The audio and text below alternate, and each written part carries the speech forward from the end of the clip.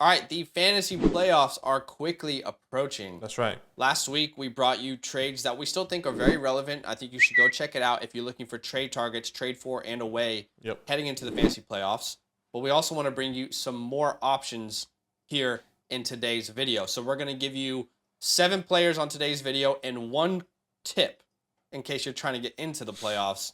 Right. Do us a favor, drop a like, subscribe, and why don't you comment down below. Tell me your most difficult start-sit decision here in week 10 as we have 4 people on a bye. You know, typically we start with players and, you know, we only talk about trade targets.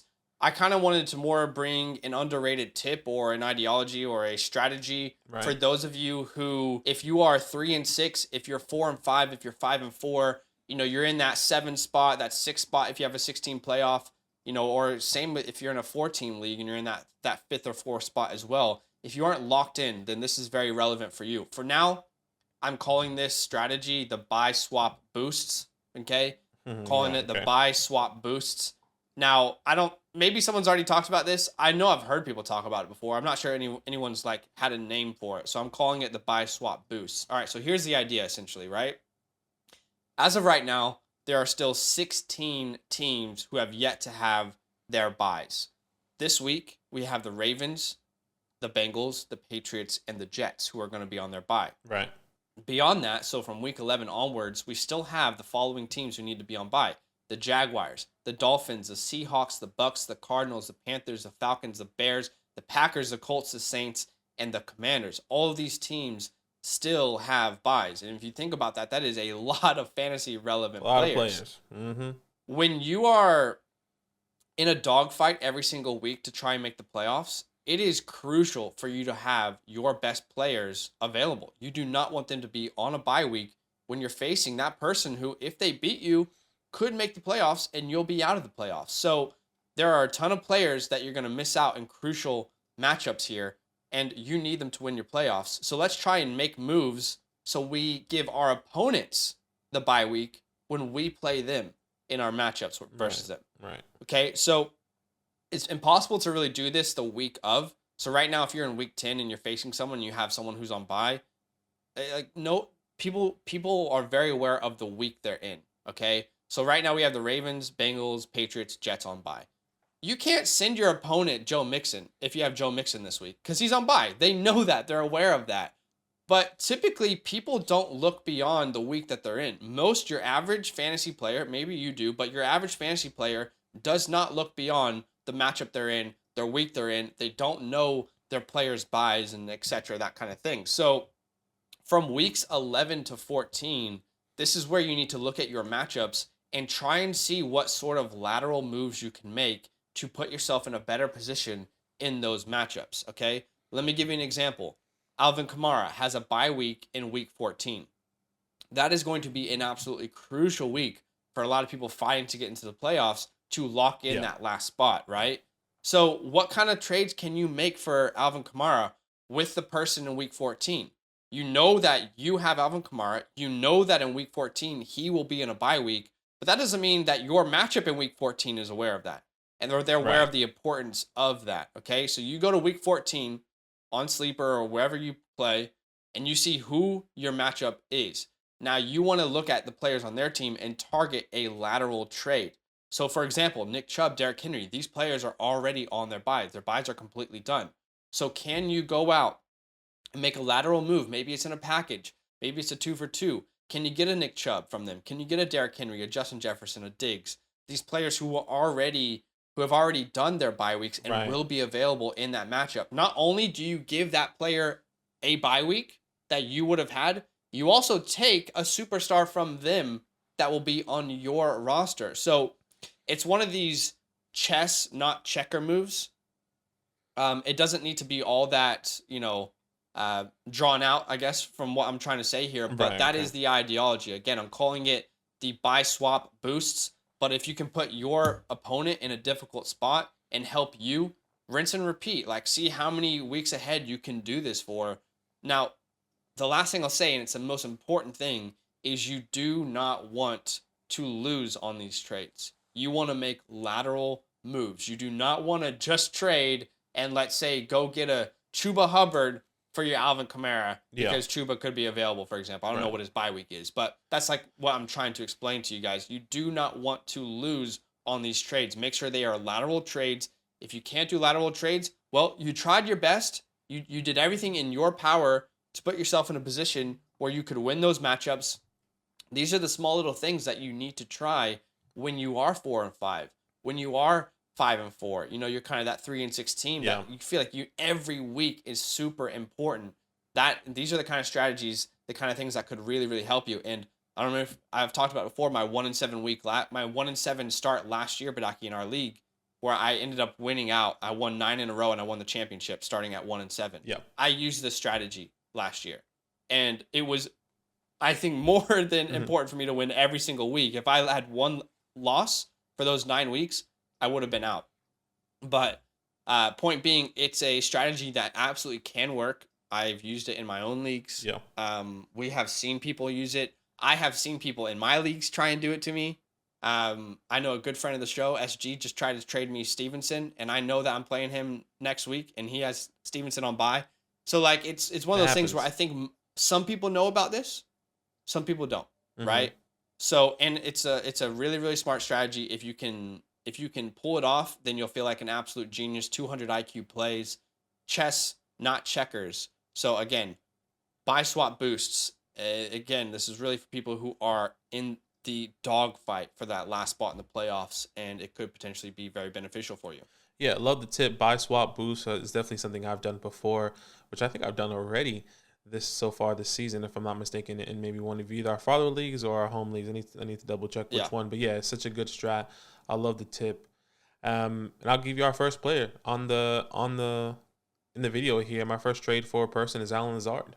Allen Lazard is the only wide receiver Aaron Rodgers really has. And I think it might come with a price. It won't be a premium, but I think it could cost a little bit. And everyone that's on this team is injured. Romeo Doubs out 4 to 6 weeks with a high ankle sprain. He's essentially done for the fantasy season, right? Christian Watson, another concussion, could miss multiple weeks because he had back-to-back concussions.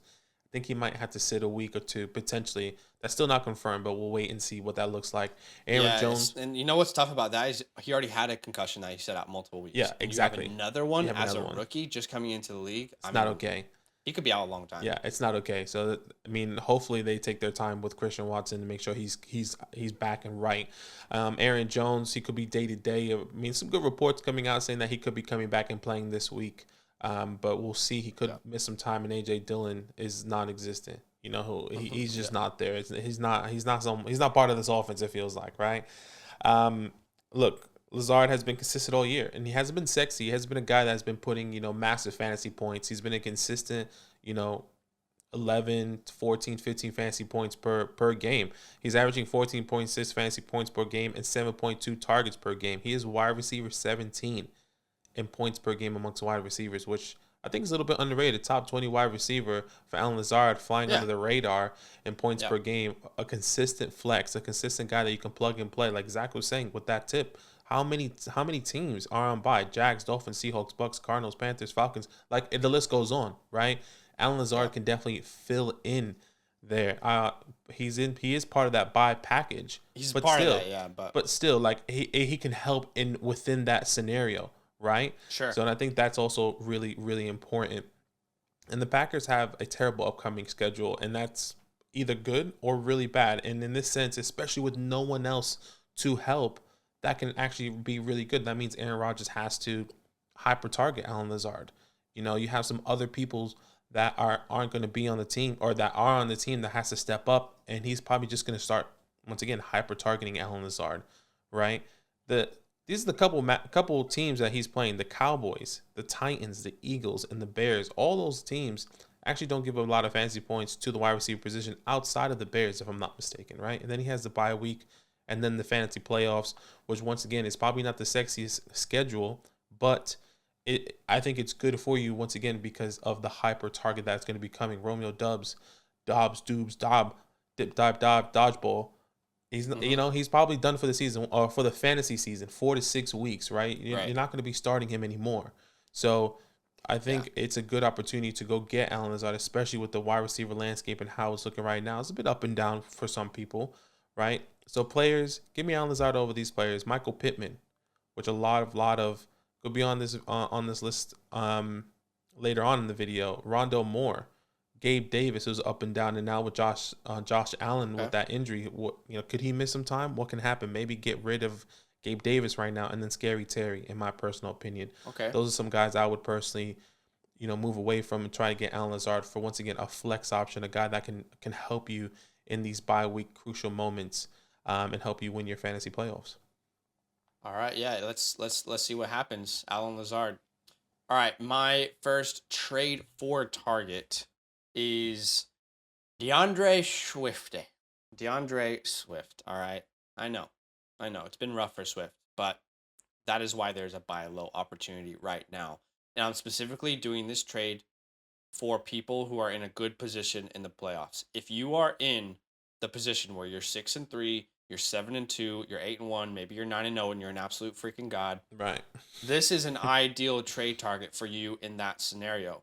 And people who have Swift, they're probably fighting for the playoffs, like I talked about, and they would be willing to move him for someone who's more reliable because they haven't had him a lot. I mean, drafted as RB9 in the first round this year, is currently the RB34. Has missed 3 games due to injury. A new injury pops up every week. Has been on a snap count in the past 2 games. I mean, type DeAndre Swift into Twitter and just see what his fantasy owners are saying, because it's actually quite comedic. Like, people just, like, their fantasy team means everything to them. But type DeAndre Swift into Twitter, and you will see why DeAndre Swift he's a buy low. People are willing to sell him right now. So, again, you can make this move if you're in a good position. If you are one of those teams who are fighting for the playoffs, probably not your ideal trade target. But I wanted to kind of bring a wide array of ideas for people when it comes to fantasy playoffs today.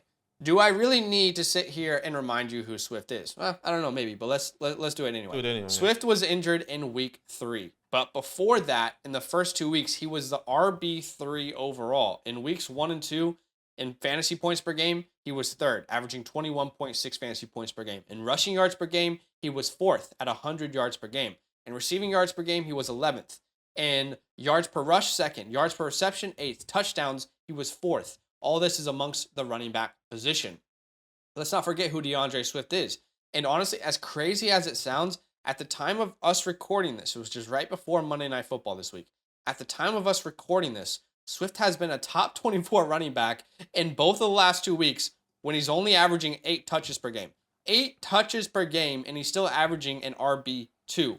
We all know who Swift is. He's a PPR monster. He's extremely efficient. I don't have to sell you on Swift's talent. We all believe in his talent, okay? But if you are someone who is in that good position where you're 7-2, you don't really have to think about winning every single week.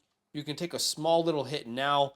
The playoff schedule for DeAndre Swift is actually really, really enticing.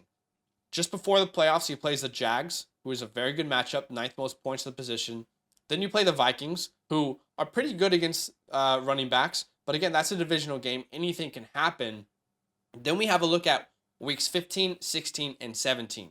In 2 of 3 of those matchups, Swift has a top 7 strength of schedule for these matchups, all right? The Jets, 12th fewest, so they're kind of middle of the pack. But the Panthers give up the 3rd most points to the position. The Bears give up the 7th most points to the position. So he has a really, really good playoff schedule. And if you're one of those teams who is just dominating in your leagues and you want to add a little more boost, or you want to make a little lateral move for someone who needs a reliable player right now, Swift could really pay off in these playoffs, in these matchups where we think he's going to be potentially unleashed. So give me DeAndre Swift, and I'm using ECR here, which is going to change, of course. But give me DeAndre Swift over Jonathan Taylor, over Aaron Jones, Ramondre Stevenson. That's a big one I think you could probably get done right now. Right. Give me DeAndre Swift over Dameon Pierce, Leonard Fournette, Miles Sanders. These are some names. Again, can you just do a 1-for-1 trade? Maybe not, but you can do packages. You can start conversations. You know your team. You know your league. But DeAndre Swift, to me, is one of those players who could potentially still be a league winner, and you could get him at a discount right now. So go out and get DeAndre Swift if you're in a good position in the playoffs, and just strengthen your squad for that playoff run. Yeah, I like Swifty. I think he's actually a guy I sent a trade out for a couple of days ago, because I know a lot of people were saying, "Oh, we don't know. Swift might be." I'm in a league where I'm like 6-2, so I was like, I was gonna take the chance. Yeah. So yeah, exactly. In your position, like, did you win this week? I did. So you're gonna be 7-2. And I didn't even get Swift. So if I can still get Swift. Exactly. And like this, that's what I'm saying. Like this. So you're a great example because you tried to get him. You were thinking about this already, Mm-hmm. and then he performed really poorly. Yeah, exactly. So you can go back again, have the, Like, come the on, same man. Like, are you conversation. gonna?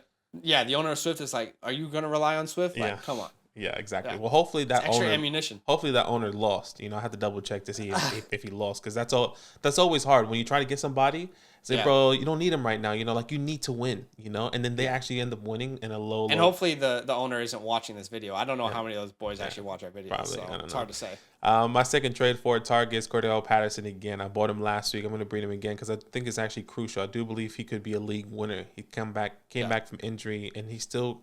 I mean, his stock has rise significantly, like probably 10, 15 places, but I still believe within the area that he's in, I would rather have still Cordell Patterson over some of these players, I am going to say.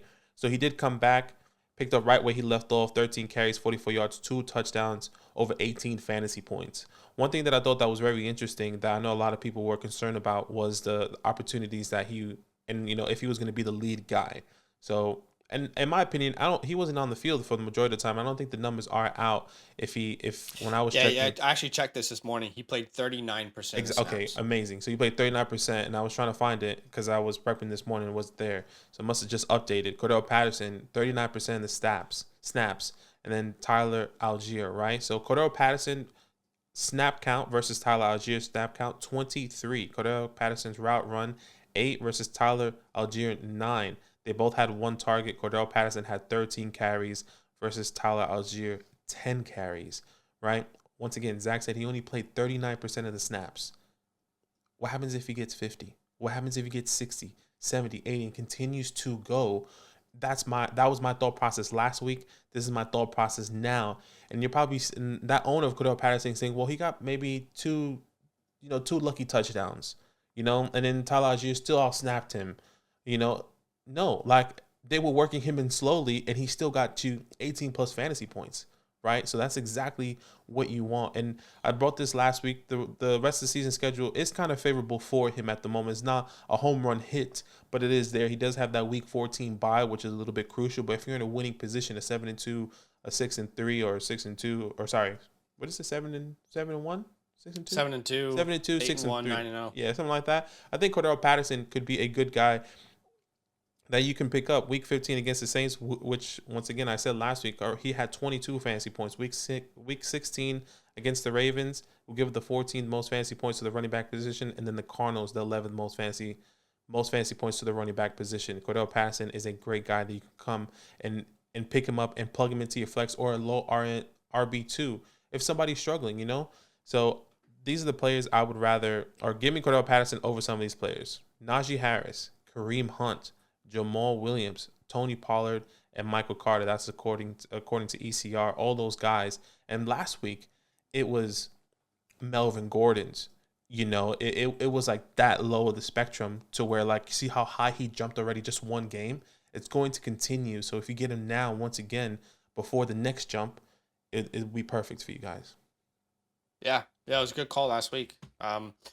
I like it. I think it's going to be hard to do this week, but I agree. If you can do it for those players that Badake said, like definitely. Like Najee Harris in a package right now, potentially. I think a lot of people with name value, people will still give you, like, you can get Cordell Patterson and a piece for potentially Najee, right? So just a thought process. Maybe. I mean, I think the Najee owner knows that he hasn't scored over like 10 points this year. Yeah, probably. But I do like this. I do like this take. I think it's a good one, and I like the schedule. All right, my last trade for. And I think this is a very realistic trade target. Like, genuinely, I think that you can go out and get this done. Yeah. Is George Pickens. Ooh. And I'll also put Deontay Johnson and Pat Fryermuth's name in there as well. Love it. Pat the because Dragon. I think a lot of the things I'm going to say will potentially apply to them. I think Pat's a really good buy low. And Deontay should be better, I think. But I more think that Pickens is the guy I want to target based off of value, ECR, and those kind of things. So, before Pickens went on this bye week, they played the Eagles in week 8, and he had his first ever game with no points. No points, 3 targets, no receptions, an absolute goose egg for the Pickens owner.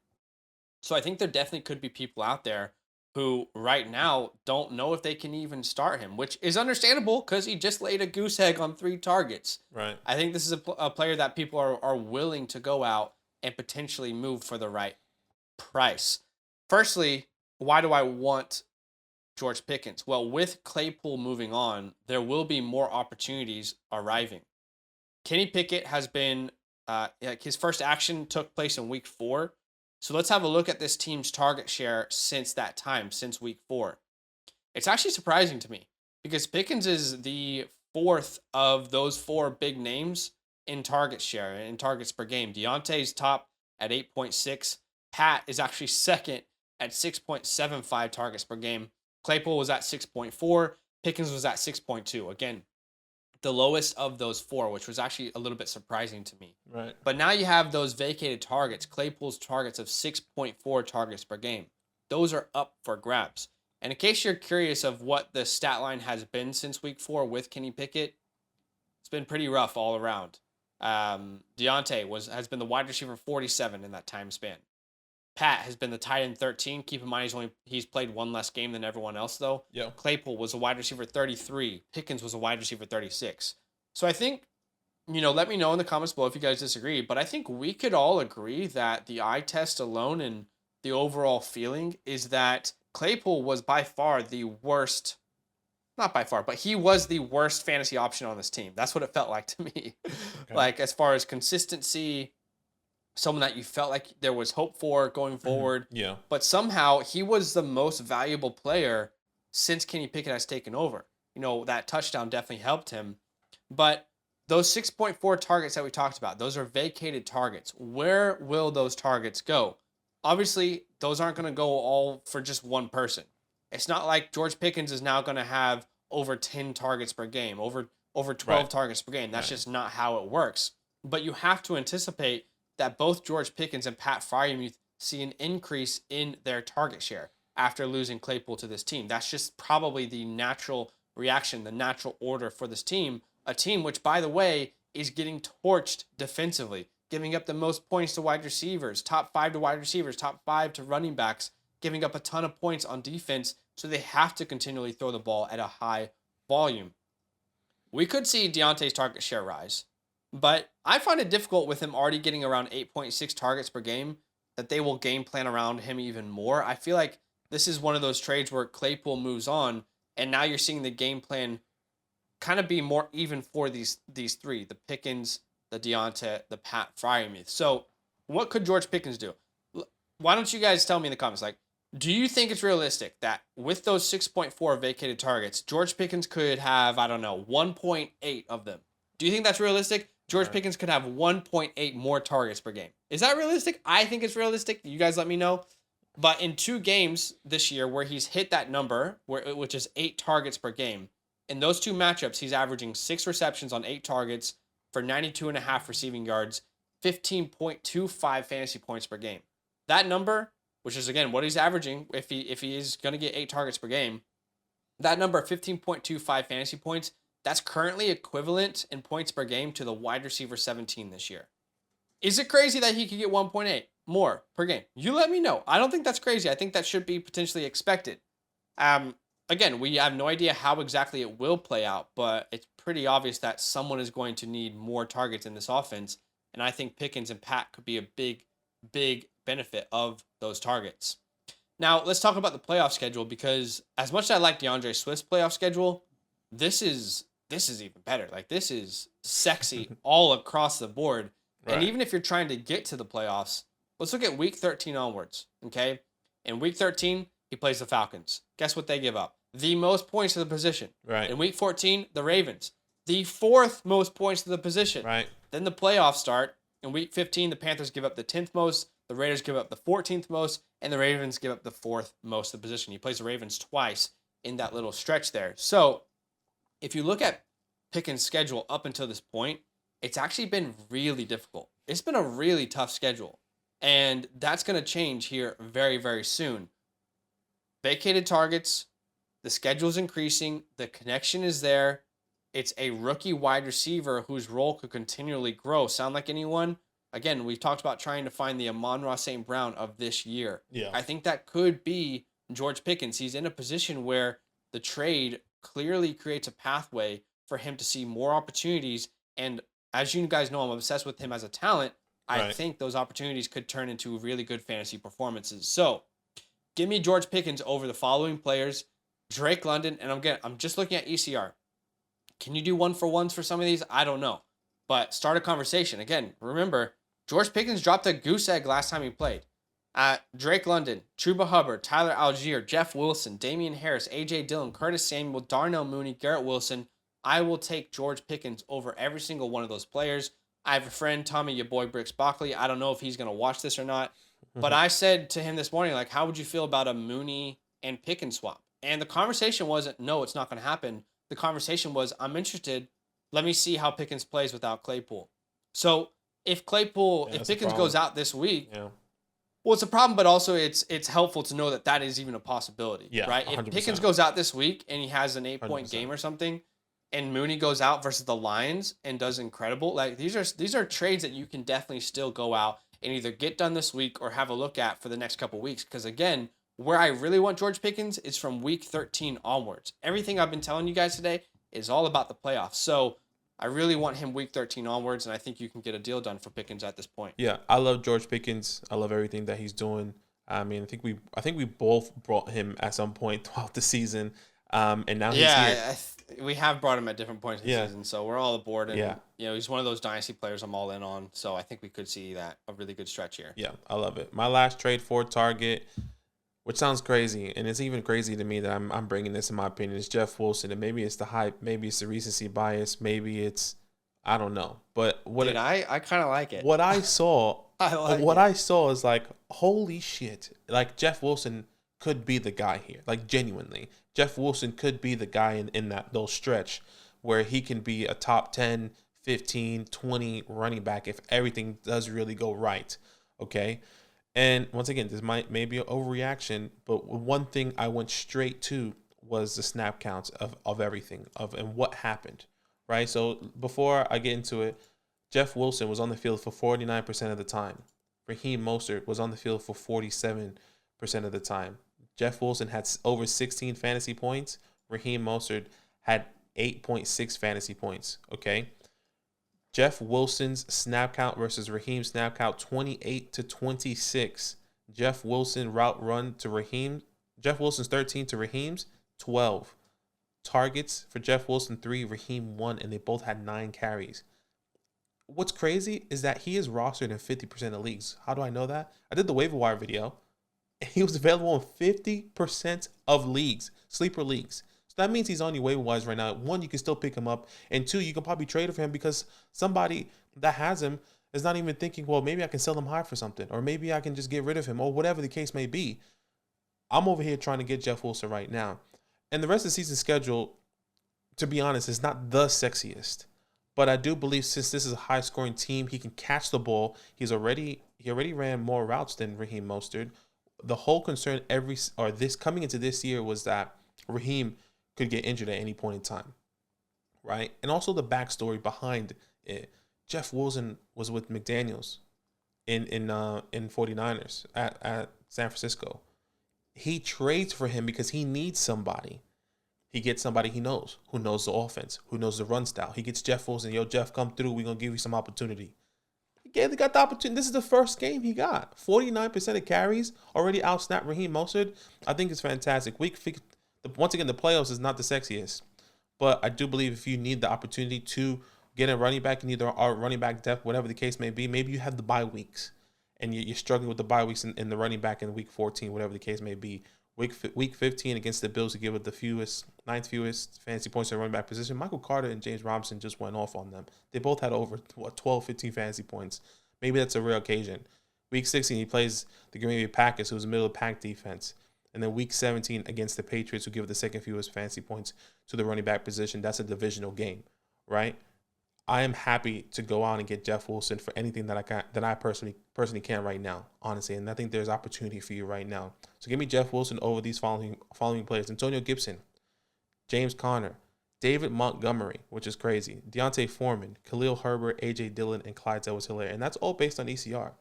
right? I'm just giving the names above and below, and this is what the experts are saying that you can get Jeff Wilson for. So I love everything Jeff Wilson's doing. I love what's going to happen. And by the way, week 10 coming up, he's playing the Browns to give the 5th most points to fantasy running backs. So if he does go off in week 10, the window's closed. Because then he has maybe he's not closed because he does have a bye week in week 11. So maybe what Zach said, you could do that buy swap. Was it buy swap boost? Buy swap boost. Maybe you could do something like that potentially in week 11. So you might have a 2-week window. But at the same time, if he does go off in week 10, his value goes up. So give me Jeff Wilson. Yeah, Jeff Wilson, man. I mean, you know what it reminds me of, which I instantly thought I was going to tweet out here. You know the meme where they're in a church and someone's sitting at the front of in the pew, and then someone behind them has a gun, and then someone behind that person has a gun? Right. It's like Chase Edmonds, and then, we had a Raheem Mostert who was shooting Chase Edmonds, and now behind Raheem Mostert is actually Jeff Wilson, who was shooting Raheem Mostert. Yeah. Literally traded the week of, and already more snaps than Raheem. That honestly blew my mind. Yeah. All right, we're gonna give you a couple of tradeaways now, and I'm not really gonna name a specific player, but what I did last week on our video was I showed you guys some of the worst matchups for running backs in the playoffs. I gave you the top 10 worst matchups in every single week, and I said you do with this information what you want to. Okay. Yeah. So why don't we do that for the wide receivers? Let's have a conversation about playoff wide receiver matchups. It is very important for you to note that just because a wide receiver, or really any player, just because a player has a bad matchup in the playoffs doesn't mean that they're not going to perform well. The point of us doing this channel is not because we think we have a crystal ball and we know exactly what's going to happen. Right. The point of this channel is because we want to follow certain trends and give you advice so you have all the insight necessary for you to make the moves that put you in the best scenario, right? Okay, so don't shoot the messenger. All I'm doing is showing you the worst matchups for each week of the playoffs. For us, playoffs is week 15, 16, and 17. That's how our playoffs go. So again, I researched the top 10 hardest matchup for wide receivers, and I found the following. 3 wide receivers had 2 bottom 10 matchups in the playoffs. Cooper Kupp, Tyreek Hill, Jalen Waddle, Christian Kirk. Are you really going to trade away Cooper Kupp, Tyreek Hill, or Jalen Waddle? Probably not. No. We also had 2 wide receivers who had a bottom 10 matchup in every playoff game. Juju Smith-Schuster, Justin Jefferson, and Adam Thielen. Okay, so let's look at this together. We can look at week 15. You can see, again, Justin Jefferson, Adam Thielen, as well as Juju, they have a bottom 3 matchup. Right.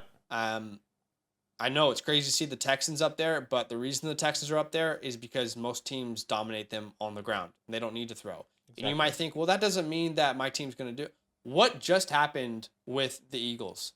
Was A.J. Brown or Devonta Smith good? No, they weren't, because that team was dominated on the ground. Now, the Chiefs are obviously a different team, but I'm just giving you the information. In week 16, Seahawks get Juju.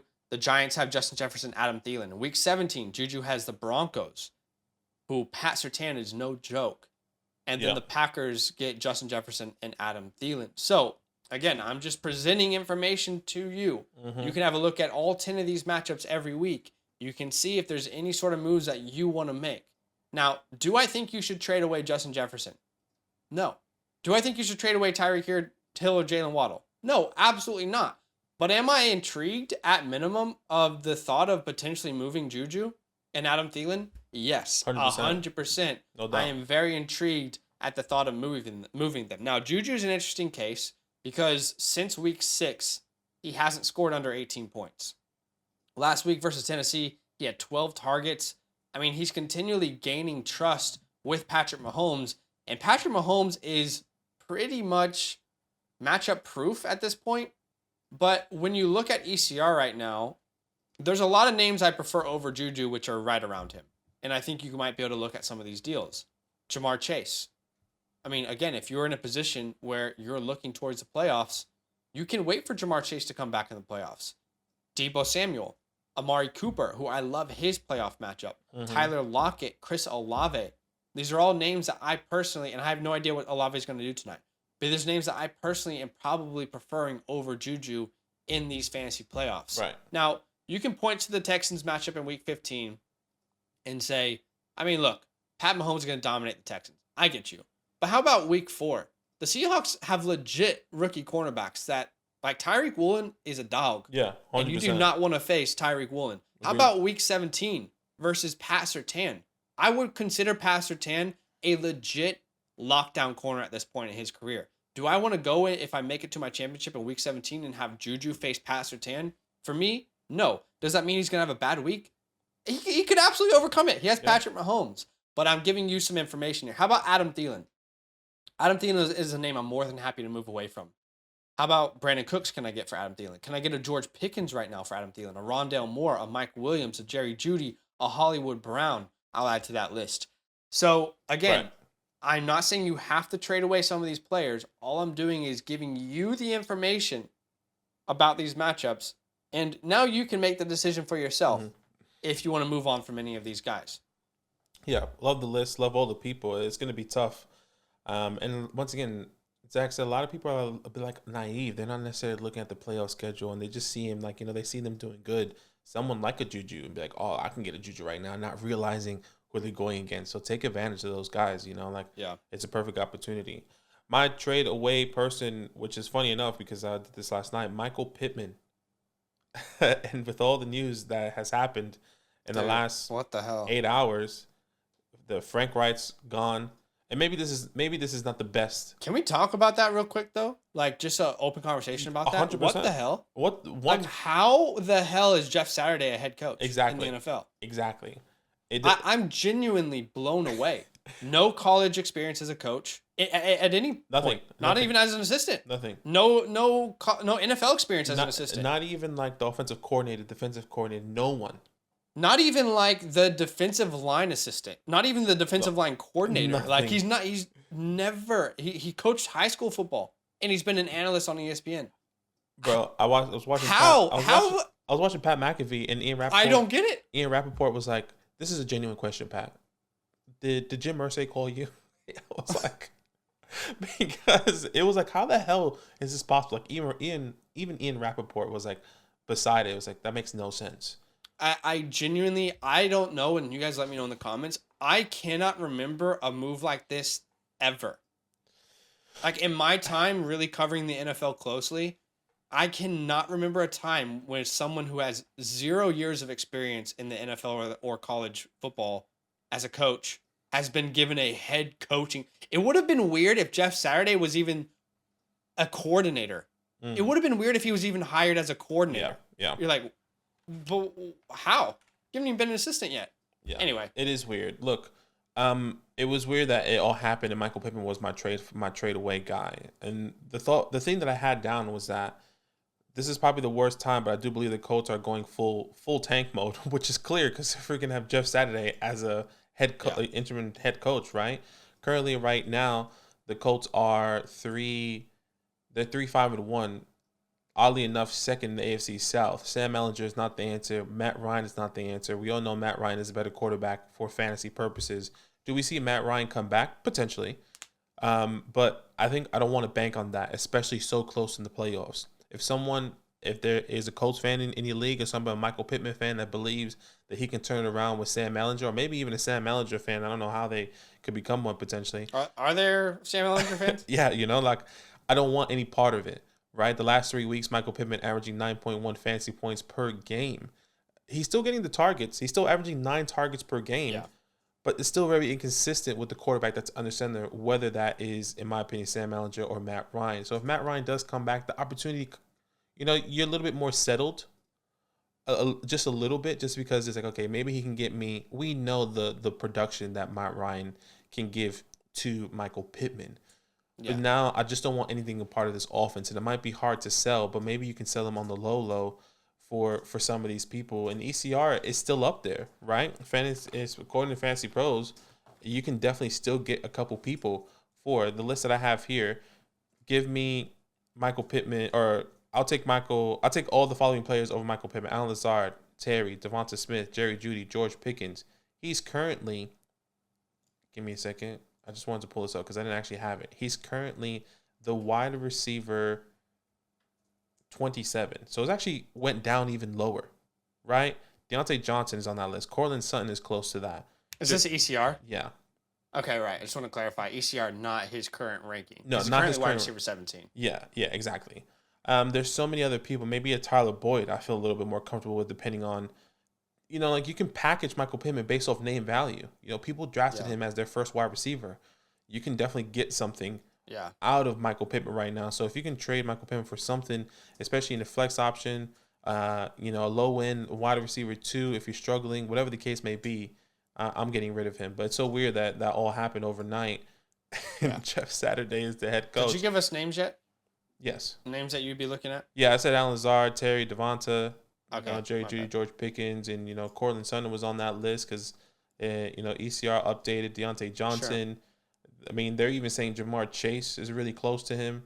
So it's interesting. Yeah, it's interesting that if you can potentially get those guys. I'll throw out a little idea there as well. You know what happened to like DJ Moore when a head coaching change happened?